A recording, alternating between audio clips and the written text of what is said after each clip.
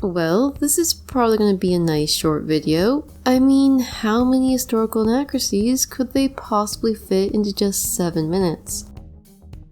This video's probably going to kill me. For those of you who aren't aware, Prageru is a non-profit advocacy group that makes content promoting conservative viewpoints on things like politics and history. Though considering their educational videos have recently been approved for use in Florida schools, it's unlikely that you haven't heard of them. While I was aware of Prageru and the questionable historical accuracy of its videos long before the Florida debacle, I never thought about examining their videos in depth, as considering that most of their episodes are relatively short, I thought that there wouldn't be enough to talk about. Boy, was I wrong! I'm gonna start things off by taking a look at one of Prageru's most infamous shows, Leo and Layla's History Adventures, which follows a pair of time-traveling siblings as they learn about history and propaganda. The episode begins with our main characters, Leo and Layla, watching a news report about what I assume are the George Floyd protests, a series of police brutality protests that began in May of 2020, after a man named George Floyd was killed in police custody. Though the episode never actually says this out loud. Growing concerned that some of the protesters want to abolish the police, the pair decide that they should find out more about abolition, which leads them to travel back in time to talk to the famous abolitionist and orator Frederick Douglass, because apparently Googling things is just way too much effort. Though, in all honesty, this represents one of the main issues I have with Leo and Layla, if not Prageru as a whole, in that the show seems to imply that Frederick Douglass's views on abolition and political change are 100% correct, without giving any justification for why this is, or offering any alternative perspectives. Yes, Frederick Douglass was an incredible person, an escaped slave, writer, orator, and abolitionist, who was also briefly the ambassador to Haiti, but this does not mean that everything he said was correct, or that everyone will agree with his opinions, a fact which will become very evident later on in this video. But, to the episode's credit, the trio's conversation actually starts off on a relatively good note, historically speaking, as Douglass talks about his efforts to abolish slavery, his experiences as a slave, and his escape to freedom. Though the conversation soon turns toward talking about Douglass's disdain for political violence and his failed friendship with radical abolitionist William Lloyd Garrison. He's an abolitionist like me, and he and I used to be friends, but we aren't any longer. We don't agree how to solve problems. William refuses all compromises, demands immediate change, and if he doesn't get what he wants, he likes to set things on fire. So it's good to listen to activists who want to improve things, but they have to be willing to work inside our system. Buckle in, because this is gonna take a while to explain. In August of 1841, 2 years after escaping slavery, Douglass spoke at a meeting of the Massachusetts Anti-Slavery Society, where he is introduced to William Lloyd Garrison, publisher of the anti-slavery newspaper The Liberator and founder of the New England Anti-Slavery Society. As a longtime subscriber to The Liberator, Douglass was initially a die-hard Garrisonian, with a strong belief in many of the group's core tenets, such as their anti-government sentiments, disdain for the Constitution, which they believed to be a pro-slavery document, and a preference for non-violent forms of protest. Yes, rather than someone who sets fire to things when he doesn't get his way, Garrison and those who followed him considered violence of any kind to be unchristian, preferring to instead use moral suasion,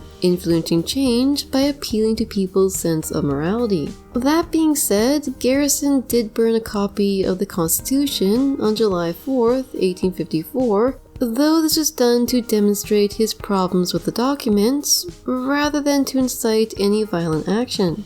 Though while we're on the topic, I think it'd be a good idea to examine Garrison's beliefs surrounding the Constitution and why he and his followers considered it to be a pro-slavery document. At the start of the episode, Douglass mentions that when drafting the Constitution, the Founding Fathers, in order to get the document ratified, had to make compromises with the southern states, who, being that their economy relied heavily on slavery, wanted the practice to be protected. The video also mentions that though the Founding Fathers hated slavery and wanted to see it abolished, they believed that the Constitution laid the groundwork for its eventual dissolution, as it was expected that the practice would erode gradually over time. And while this is true, to an extent, this isn't what ended up happening. In fact, it's been argued that certain elements of the Constitution actually made slavery harder to abolish. Probably the most infamous example of this can be found in Article 1, Section 2, Paragraph 3, aka the 3/5 Clause, which stated that for the purposes of representation in Congress, each slave counted as 3/5 of a person. Since the number of seats awarded to each state in Congress was based on the state's population, this meant that the more slaves a state possessed, the more representatives they had in Congress. And while it's true that the southern states could also increase their representation by emancipating their slaves so that, as free citizens, they would be counted as full people by the government, the 3/5 Clause also stipulates that only 3/5 of a state's slave population would be counted towards the state's taxes, meaning that not only did slave states have more political influence, they also paid less taxes. Kinda sounds like a good incentive to keep slavery around. Also, though it was possible to abolish slavery by simply amending the Constitution, which did eventually happen with the addition of the 13th Amendment in 1865, prior to 1865, this outcome would have seemed fairly unlikely, given that before an amendment can even be proposed, it must gain the support of 2/3 of Congress or 2/3 of the state legislatures, something which, given the South's stance on slavery, was unlikely to happen. But hold on, it gets worse. Because it turns out that the 3/5 Clause also impacts presidential elections.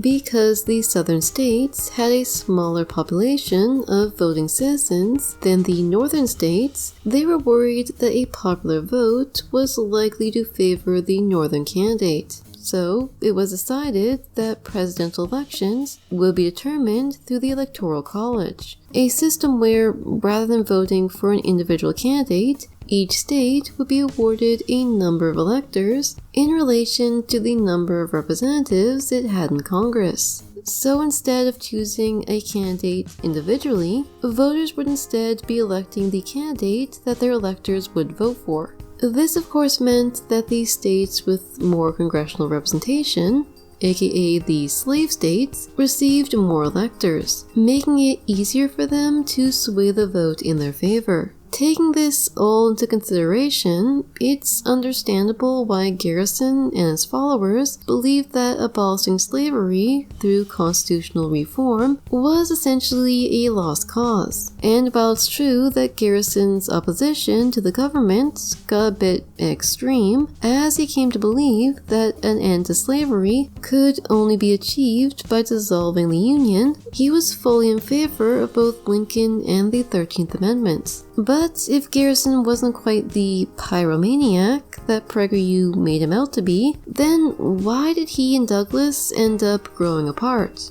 Well, over time, Douglass's exposure to people outside the Garrisonian movement began to change his views on abolition. Not only did Douglass come to embrace the possibility of abolition through constitutional reform, a fact which he announced in his paper, The North Star, in 1851, but his views on the use of violence to combat slavery also changed. After meeting John Brown, the abolitionist who, in 1859, attempted to forcefully liberate the slaves of Harper's Ferry, West Virginia, Douglass became much more accepting of violent opposition to slavery, even remarking that the bloody harvest of Harper's Ferry was ripened by the heat and moisture of merciless bondage of more than 200 years. That startling cry of alarm on the banks of the Potomac was but the answering back of the avenging angel to the midnight invasions of Christian slave traders on the sleeping hamlets of Africa. And while Douglass did not take part in the raid on Harper's Ferry, despite receiving an open invitation from Brown, he did participate in the Civil War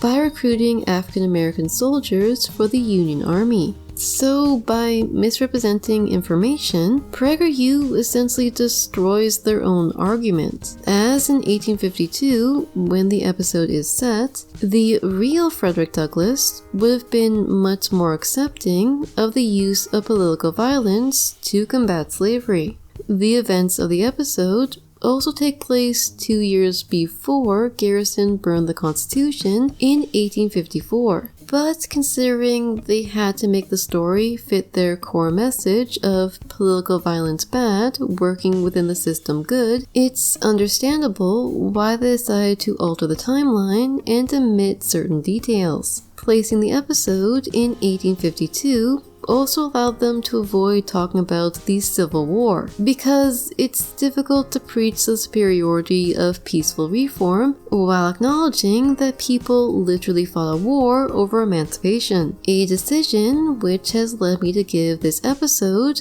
an overall grade of 45%, due primarily to its horrible argument and lack of viable evidence. Though don't worry, Prageru, you are going to have many more opportunities to pull up your grade. After all, the semester has just started.